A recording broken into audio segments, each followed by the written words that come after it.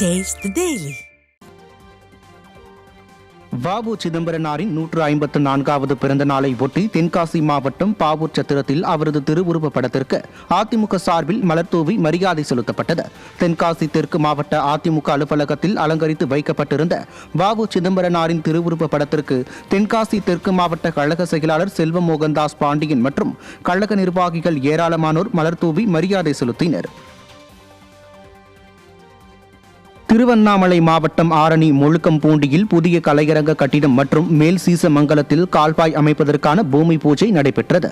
அதிமுக சட்டமன்ற உறுப்பினர் சேவூர் எஸ். ராமச்சந்திரன் தமது தொகுதி வளர்ச்சி நிதியில் இருந்து 14,70,000 ரூபாய் மதிப்பீட்டில் கலையரங்க மற்றும் கால்வாய் அமைக்க நிதி ஒதுக்கினார். அதைத் தொடர்ந்து நடைபெற்ற பூமி பூஜையில் அவர் பங்கேற்று தொடங்கி வைத்தார். இதில் நகர கழக செயலாளர் அசோக்குமார், அதிமுக கவுன்சிலர் மோகன், இளம்பெண்கள் பாசறை செயலாளர் சுகுமார் உள்ளிட்ட கழக நிர்வாகிகள் கலந்து கொண்டனர்.